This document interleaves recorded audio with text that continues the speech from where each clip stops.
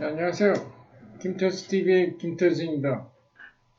네, 오늘 좀 날씨가 좀 많이 사그라들었네요. 네, 오늘은 5월 10일, 일요일, 여기 미국의 어머니의 날입니다. 6월 8일이 한국으로 날 치면 어머니 날이고, 오늘은 10일, 여기 미국의 마더스데이입니다. 어저께는 제가 2차 대전 태평양 전쟁에 대해서 좀 말씀드렸고, 그리고 오늘은 이제 시사 문제, 현재 문제로 돌아와서 지금 계속 논란이 되고 있는 소위 미국과 중국의 이런 세계의 패권을 두고 한국에서는 이걸 EG라고 표현을 하는데 이 미중 이런 두 강대국의 대결에 대해서 그것에 대해서 그동안의 흐름을 좀 살펴보고 좀 진단을 내리고 앞으로 어떤 방향으로 전개될 것인가 그렇게 한번 말씀드리고자 합니다. 우선 이 표현에 대해서 한국에서는 그 EG라는 말을 쓰고 있는데 그 말이 곧 이 미국과 중국 두 강대국의 대결 이렇게 되는데 여기 미국에서는 EG라는 말 안 씁니다. 이렇게 볼 수가 없습니다. 언론에서. 약간 좀 그래도 중국이 좀 강대국이다. 얼마 안 있어 미래에 있어서 미국이 큰 도전을 해올 것이다.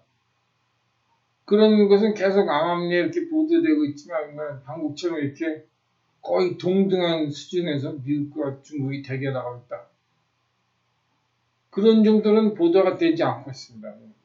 오늘 CNN이라든지 이런 좌파 방송에서는 그래도 이렇게 중국이 아주 미국과 그런 가까운 수준에 와 있다 하지만 근데 한국 언론 같은 경우를 보면 완전히 그냥 요새 보면 거의 중국이 더 우수한 그러한 위치에 있는 것으로 이렇게 보도한 경우가 왕왕 있는데 무슨 한국의 경우만 국한된 것이고 여기 미국에서는 그렇게 보도되지 않고 있습니다. 지금 트럼프 대통령 고당에서는 이 민주당 그리고 특히 이 좌파 언론들 CNN, MSNBC 이런 방송들이 계속 중국을 축켜 세우고 중국의 앞잡이 노릇, 중국의 마우스피스가 돼서 중국의 대변인 노릇을 하고 있다. 그래서 트럼프 대통령이 화관에서 공격을 하고 있는데 어느 면에는 맞습니다. 이렇게 CNN이나 MSNBC를 보면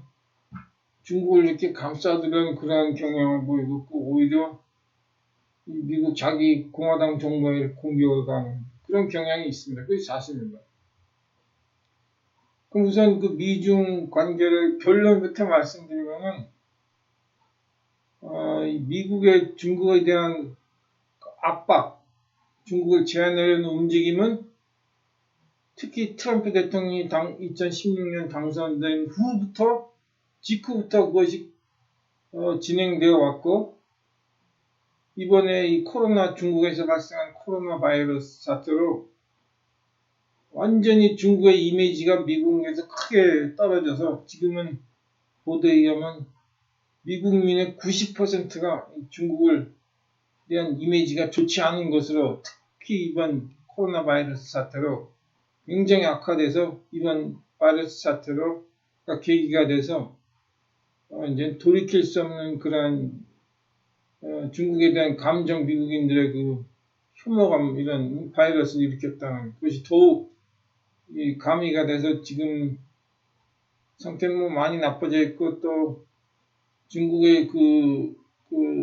이런 떨어진 이미지가 다시 올라가려다보는 그렇게 저는 보지 않고 있습니다. 앞으로도 계속 미국의 중국에 대한 압박 그것은 계속될 것이고 그것이 언제까지 계속될 것이냐면 중국의 힘이 현저히 약화되고 더 이상 미국을 상대로 어떠한 지금 남진아에서 군사적으로 이렇게 좀 배군들끼리 무력 시위를 하고 그러는데 그런 것이 이제 줄어들거나 완전 없어지고 이제 특히 후에 좀 말씀드리겠지만 미국의 경제력 GDP가 미국보다 현저히 낮아질 때까지, 그때까지 아마 미국 앞으로 계속 되려고 봅니다. 그럼 우선 이 중국의 그동안까지 걸어온 과정을 보면은 뭐 다 아시겠죠? 중국의 현대 역사. 21세기 초 일본의 그런 침략을 받고 완전히 수모 상태에 빠져들게 되고 몇십 년 동안 청나라도 완전히 끝나고 이제 손순원의 중화민국이 세워지고 공화국 최초로 중국 역사 최초로. 그래서 어떻게 본다면 한국보다 더 많은 수모를 당한 경우라고 볼 수 있겠습니다. 일본에 의해서. 그런데도 이 1945년 일본이 원자폭탄 2대를 맞고 완전히 패배하고, 그 당시 중국은 중공이 아니었죠. 그래도 그 중화민국이 2차 대전의 면목상으로는 승전국으로 그래도 일본한테 항복을 받았습니다. 항복 문제를.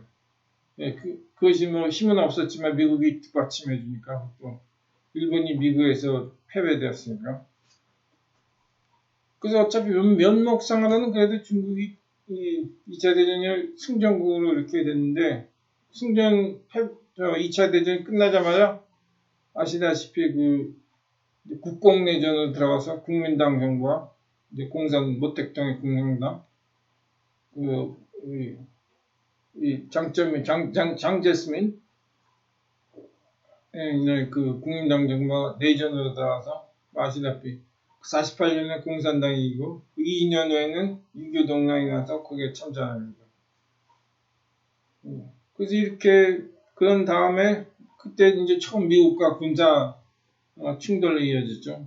그 큰 유교동랑이란 거기서 중국군이 그래도 100만 명 이상을 소위 말하는 발런티어 암이라고 해서 직접 공식적으로 군대를 파견한 것이 아니라 명목상으로는 이제 의용군, 발런티어들 그렇게 파견했는데 그건 이름만 그렇게 했지 실제로는 커다란 미국과의 100만 명 이상이 동원된 아주 큰 전쟁인데, 거기서도 이렇게 서로 승패를 가리지 못하고 어느 정도 선을 긋는 그런 정도 전쟁을 끝마치고, 그리고 그 중국은 이제 곧 53년부터 계속 닉슨 대통령이 70년대 초에 북경을 방문할 때까지 20년간을 이제 그동안 여러 가지 그냥 격동의 그런 시간을 보냈지만 20년간 그래도 잠든 수면 상태로 동면 상태에 들어가 있었습니다.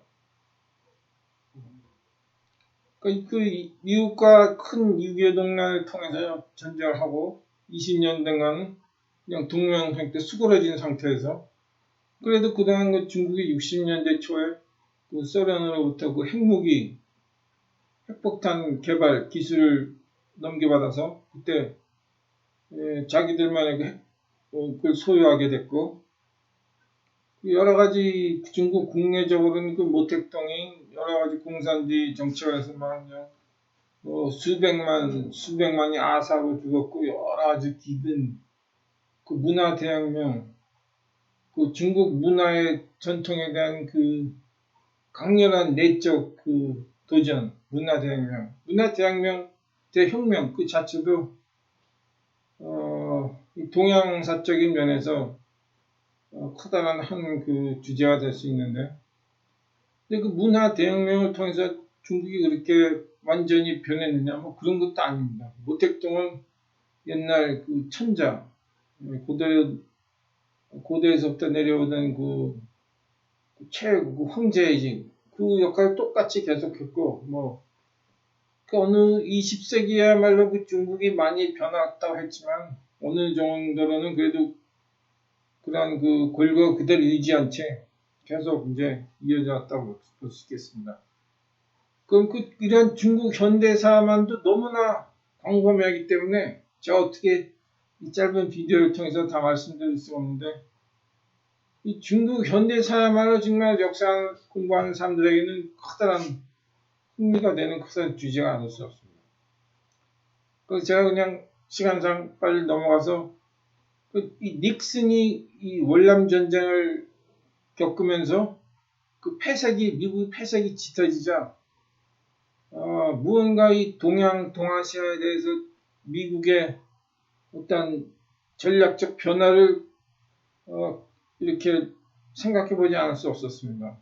과연 미국이라는 이 세계 최고 패권 국가가 이 동아시아에서 이 베트남, 월남이라는 조그만 별 큰 이런 소형 가치가 없는 조그만 나라에 몇 년, 거의 10년간을 이렇게 가까이 계속 수모를 당하면서 과연 전쟁에서 질 수밖에 없느냐.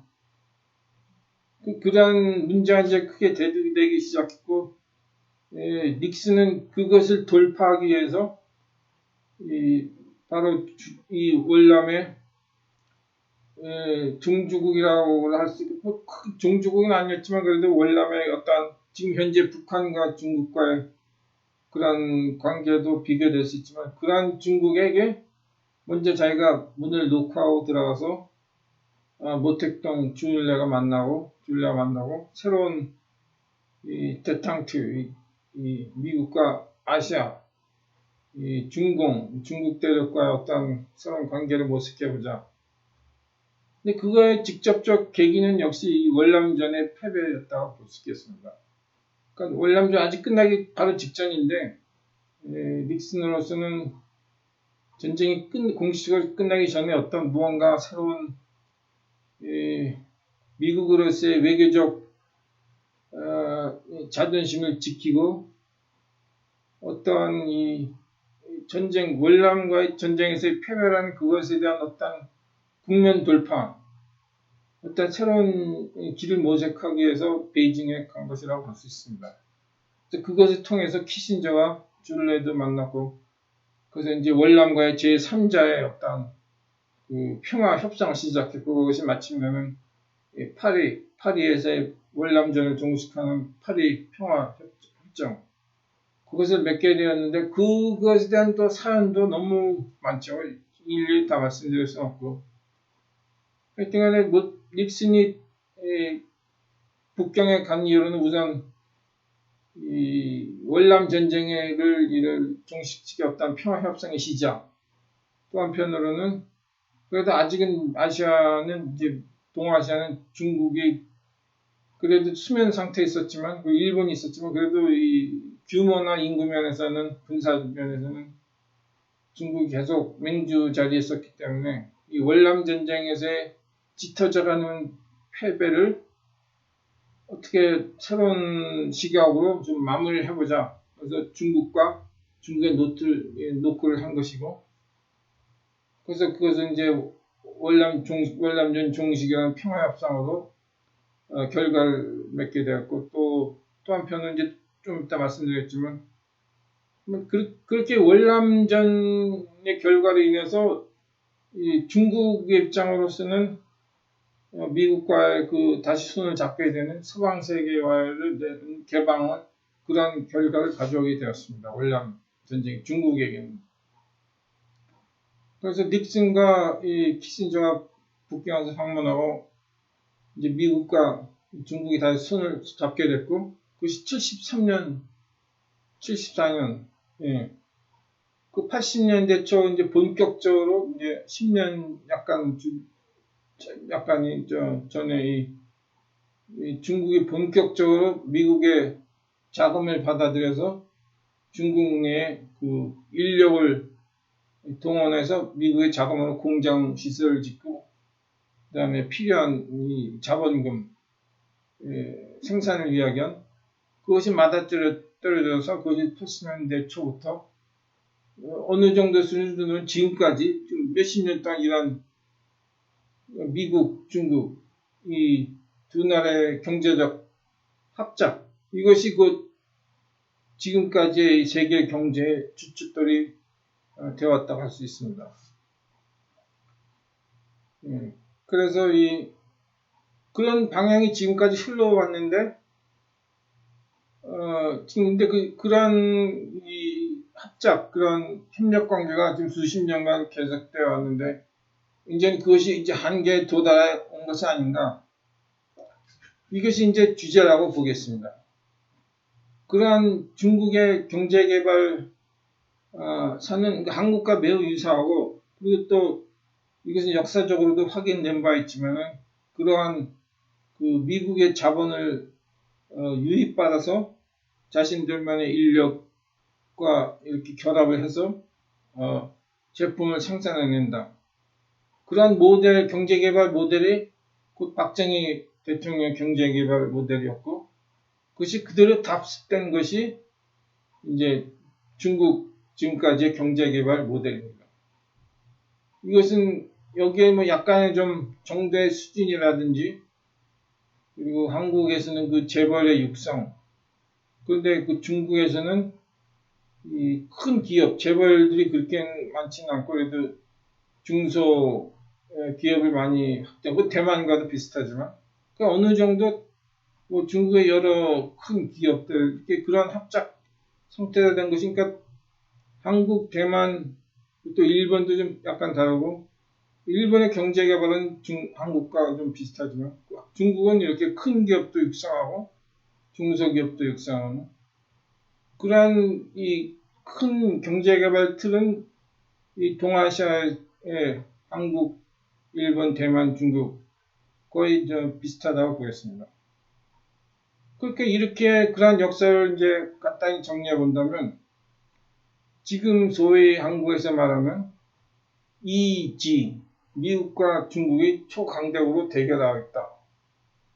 그것은 말이 안 되는 말이 되는 것이죠. 그러니까 제가 그 이유는 왜 한국이 그런 언론들이 그렇게 보도하냐면, 지금 현재 한국의 정부와 행정부와 언론들 굉장히 이런 좀 성향으로 돌아서 있기 때문에 중국에 괜히 크게 접근되어 있고, 그렇기 때문에 어떠한 면에서는 이 한국 언론 정부가 중국의 편에 서서 미국에 대결하자, 저는 그렇게 분석된다고 봅니다.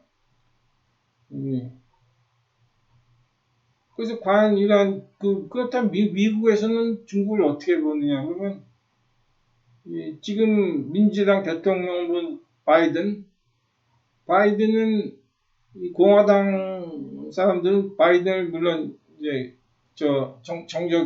상대편 후보니까 싫어하는데, 공화당 사람들은 민주당의 바이든 후보를 너무 친중적이고 한마디로 뭐 중국의 스파이다 뭐 이런 식으로 몰아붙이고 있습니다. 그것이 어느 정도까지 사실인지도 모르겠지만, 하여튼간에 공화당 사람들은 이 오바마를 이슬람의 스파이로 받고, 지금은 바이든은 중국의 스파이를 본다 이렇게 말들을 하고 있습니다.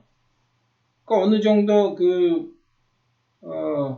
바이든이 어떠한 지금 그런 캐릭터로 되어 있느냐는 좀 진작에 가시리라고 봅니다. 그렇기 때문에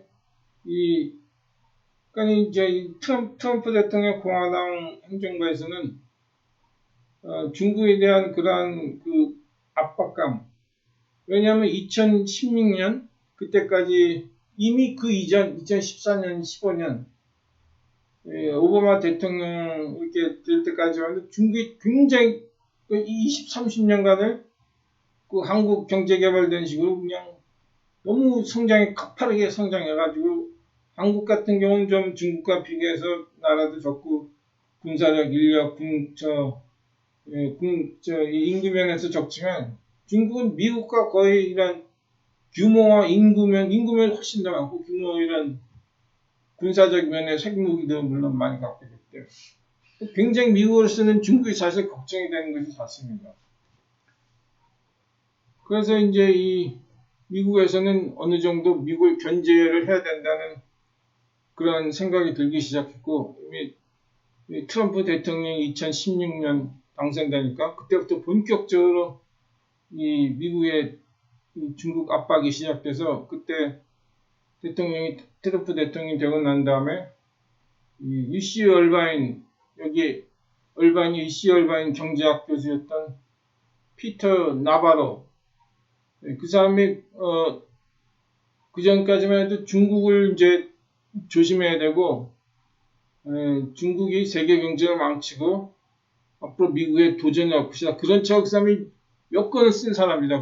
그 피터 나바로. 지금 그래서 대통령이 2010년 당선되자마자 그 사람 책을 트럼프 대통령이 많이 읽었고 완전히 동조를 해서 그 피터 나바로 교수를 백악관 내 서울 신설한 그 무역 정책 국장, 그 인터내셔널 트레이드 어드바이저, 그리고 또 무역 정책 겸 기본 그 생산 매니팩처링 담당 그런 그 아주 높은 새로 신설한 그 자문기관장으로 이렇게 만들어서 그 사람 그 피터 나바로 그 국장의 그 반중 정책 모든 것이 다 반영이 돼서 그 기억나시겠지만 2010년 당선자부터 트럼프 대통령이 곧 중국과의 이 소위 무역 전쟁 그거 시작했는데 이것이 전부 다 이 피터 나바로 그 무역 정책 국장의 그 생각이었습니다. 그래서 근데 그러한 이 무역 전쟁 이런 경제 전쟁을 통해서 중국을 압박하라는 이유는 말씀드렸다시피 중국이 지금 너무 가파르게 성장해서 미국을 도전할 자리에 올랐기 때문에 당연히 미국으로서는 중국을 압박시키지 않을 수 없었고 그것은 흡사 이 일본이 80년대 때 계속 일본이 7, 80년에 고도 성장해서 90년 동안은 10년 냉전이 끝난 후부터 10년 기간이란 그 소위 그 잃어버린 10년간이라는데 그것도 미국이 크게 압박한 결과입니다. 그때도 보면 그것이 어떻게 되냐면 미국은 자기를 도전하는 국가가 일본이나 중국이라든지 미국 GDP의 70% 이상을 올라가면 곧바로 압박에 들어갑니다. 그것이 일본과 중국의 경우입니다. 제가 지금 수치가 없는데 그러니까 80년대 때 80년대 일본이 계속 성장해가서 미국 GDP 총 생산량의 70%를 넘어가자 그때 뭐 도에다 때리기 여러 이런 그런 걸 통해서 일본을 이렇게 압박시켜서 그걸 70% 이상 내쫓고 그동안 일본이 행했던 경제 역할을 중국에게 넘김으로써 또한 한국에도 넘기고 그래서 일본을 멀리하고 중국과 한국을 더 끌어안는 그러한 그 정책을 펴서 일본의 경제 그 능력을 크게 낮췄습니다. 그것이 바로 90년대 내내 일본의 잃어버린 10년. 그것이었고 지금 과연 일본의 소니라든지 파나소닉 이런 가전업체가 그때만 해도 전 세계를 주름 잡았는데 이제는 한국의 삼성, LG가 다 그런 일본이 했던 일을 지금 하고 있고 그것이 지금 그래서 80년대 후반만 해도 지금 중국이 하는 그렇게 언론에서 보도된 걸 일본도 똑같이 그랬습니다. 일본이 곧 미국과 전쟁을 할 것이다. 이런 책도 나온 게 있고. 그래서 그 이후 90년대 이제 2000년대에도 일본이 이제 계속 낮춰지기 시작하고 그것을 대신해서 중국과 한국이 지금 올라가고 있었던 것입니다. 그런데 이제 이런 중국과의 무역 전쟁도 이제 그 몇 년이 지금 돼서 지금 아주 이제 근데 이런 코로나 바이러스 사태로 이것이 중국 우한에서 시작되었기 때문에 이것을 3월 달부터 이미 폼페이오 국무장관이나 아까 말했던 그 피터 나바로 이 트럼프 대통령의 정책 보좌관들 미국 고위 관리들 국무장관도 국방부 장관도 계속 중국을 이렇게 소위 말하는 때리는 중국을 낮추는 그런 말을 계속했습니다. 이것이 중국 우한에서 비롯됐고 중국은 전 세계 바이러스를 퍼뜨리는 사과를 해야 된다. 조사를 받아야 된다. 계속 그런 말을 반복해가지고 그래서 지금은 언론 여론 발표를 보면 미국민의 90%가 중국을 이제 적성 국가로 본다. 그렇게 지금 되어 있습니다. 그래서 어느 정도 면에서는 코로나 바이러스가 그 유효한 그런 중국에 대한 반감정을 높이는 그런 결과가 됐습니다. 그렇기 때문에 이제 결론을 말씀드리면은 우선 기본적인 것부터 중국의 현대 중국 지금 상태 현대 중국 경제는 미국의 자본을 받아들여서 한국과 똑같이 박정희 씨 때문에 그런 것으로 개발되었기 때문에 어떻게 들고 날고 뛸 수 없는 그런 존재가 아닙니다. 중국이 할 수가 없습니다. 중국은 미국의 자본을 미국이 그 자본을 꽉 쥐고 있기 때문에 당시 그 80년대 그 막 중국이 막 개발되고 그랬을 때 이 오바마 때인가 부시 대통령 때 그 재무부 장관을 했던 그 사람이 골드만삭스 회장이었는데 그 사람은 골드만삭스 그 월가 그 투자회사 회장으로 있으면서 중국의 경제 개발을 하면서 중국에 왔다 갔다 한 게 뭐 70번이 넘는다고 합니다. 자기가 얼마나 갔다 온지는 모르는 기억도 안 난다고. 그 어느 정도 그 중국의 경제 개발이 미국 자본의 의존에 있는지 그걸 좀 진작에 가시라고 합니다. 근데 중국 시진핑 지금 중국 주석도 그렇고 그 중국을 이끌어가는 그 관리들 이런 사람들이 그런 것을 뭐 다 알고 있죠. 미국의 자본 우리가 되었기 때문에 우리가 뭐 이불은 막 떠들어대지만 어느 정도까지는 우리가 그런 제한성이 있다는 걸 알고 있죠. 미국도 충분히 알고 있죠. 그것이 바로 이제 그 등소평이 말했던 그 굴기. 우리가 충분히 미국을 따라잡을 수 있다, 이길 수 있다. 그런 것이 그런 것이 사실로 확인될 때까지는 우리는 미국을 대항해서 일어나서는 안 된다. 그것이 이 등소평의 마지막 위원이라고 하는데, 그래서 굴기라고 하는데, 시진핑은 그것을 어느 정도 이해는 하고 있고, 또 지금 시진핑 아래 여러 고위 관리들 다 알고 있겠는데, 어느 정도는 또 중국도 어느 편으로는 근데 그런 그 자기 자신의 통제 그건 또 어렵기 때문에 지금 그러한 뭐 자기의 능력의 한계, 현실의 한계도 알고 있지만 어느 면에서는 그 자기 자신만의 그 야망을 좀 터뜨리고 싶은 그것이 약간 감이 좀 믹스가 돼서 그런 상태가 중국이라고 볼 수 있고, 그 미국은 그 확실한 그 자본을 꽉 쥐고 있고, 그 기술면에 중국이 많이 기술이 발전되어 있지만, 그리고 어느 한편에서는 또 미국은 좀 중국이 너무 게으른다 뭐 이러면 지금도 많이 진행되어 있지만 중국의 생산 시설 모두 다 인도라든지, 제가 볼 때는 이제 앞으로 인도가 이제 점차적으로 중국을 대체할 것이라고 봅니다. 이미 중국에서는 미국에서는 미국 측에서는 이미 중국이 너무 올라왔기 때문에 이제는 중국을 버리고 옛날 90년대 때 일본을 버린 것처럼 중국은 인도로 넘어간다. 이것이 지금 30-40년 동안에 미국, 중국과의 합작이 한 세계 시스템, 경제 전체 시스템에서 이제 앞으로 미국과 인도와의 그러한 시스템으로 넘어가는 과정, 그러한 과정이 있는 것이 지금 현대 상황이라고 봅니다. 현재 세계. 인도뿐만 아니라 중국과 합작했을 때 한국도 같이 합작한 것처럼 인도 외에 또 뭐 인도네시아나 월남 여러 이런 인도 부근의 나라들과 합작한 것처럼 그러한 전체적인 스케일로 그런 방향으로 가는 것이 지금 현재 상황이라고 봅니다. 그렇기 때문에 결론으로는 미국과 중국과에서 한국에서 이지라는 그런 대기는 없고, 이제 중국은 계속 이제 몰락해 가고 있다.